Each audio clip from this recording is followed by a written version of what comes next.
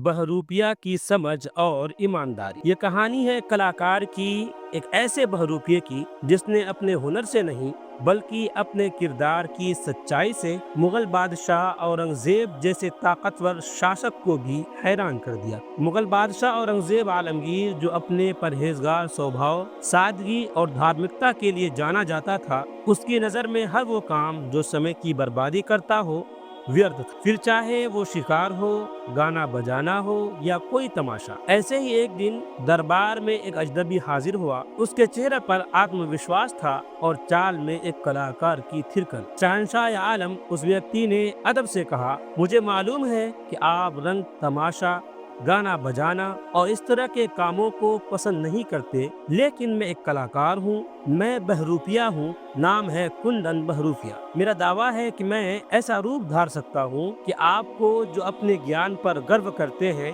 भी धोखा दे सकता हूँ। दरबार में हलचल मच गई। औरंगजेब ने सख्त लहजे में जवाब दिया, तुम्हारी बातें सिर्फ वक्त की बर्बादी है। मैं तो शिकार को भी फिजूल समझता हूँ। ये तमाशा मेरे दरबार के लायक नहीं। कुंदन मुस्कुराया, जहाँ पना हाथ कंगन को आरसी किया। मैं वेश बदलूंगा, आप पहचान कर दिखाइए। अगर पहचान गए तो मैं आपका गुलाम, लेकिन अगर नहीं पहचाने तो आपसे 500 रुपए का हकदार बनूंगा।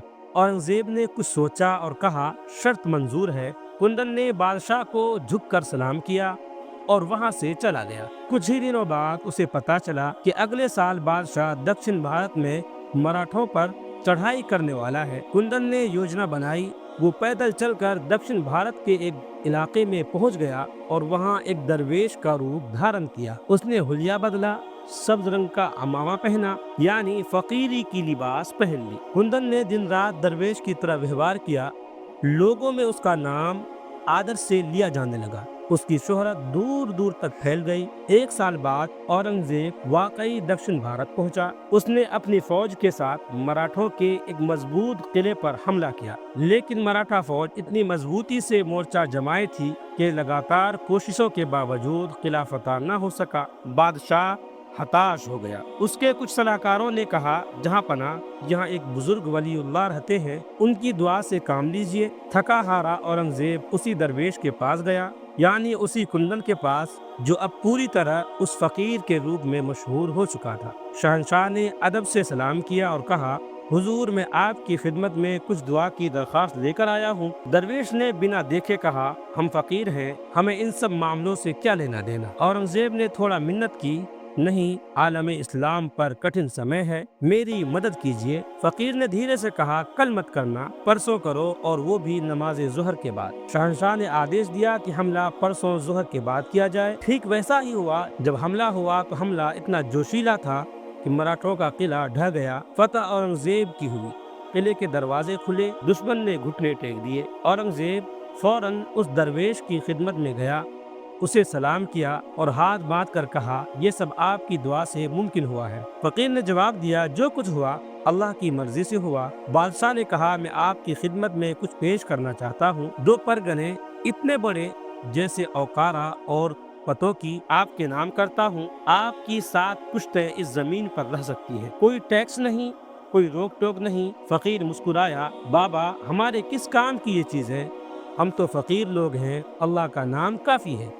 औरंगजेब ने बहुत जोर लगाया, लेकिन फकीर कुछ भी लेने को तैयार न हुआ। थका हारा बादशाह वापस लौटा।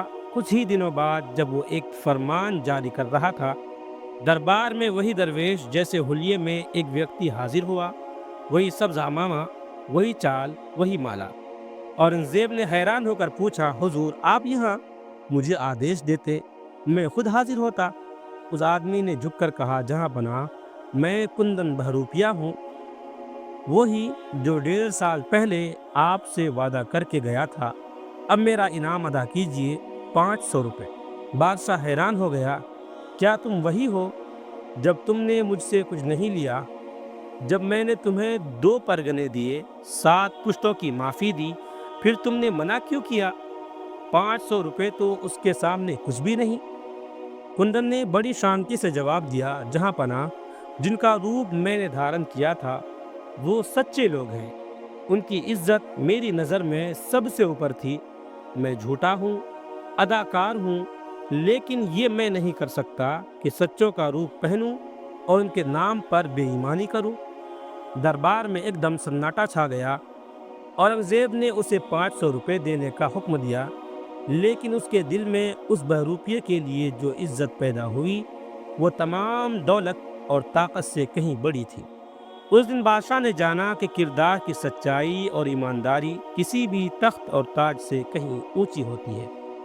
کندن بہروپیہ ایک مثال بن کر چلا گیا، ایسا بہروپیہ جس نے نہ صرف چہرہ بدلا بلکہ لوگوں کے دلوں میں ایک سچے کردار کی چھاپ چھوڑ دی۔ ویڈیو اچھا لگے تو لائک کریں، کمنٹ کریں، شیئر کریں، اور اس طرح کے مزید ویڈیوز کے لیے چینل کو سبسکرائب ضرور کر لیں۔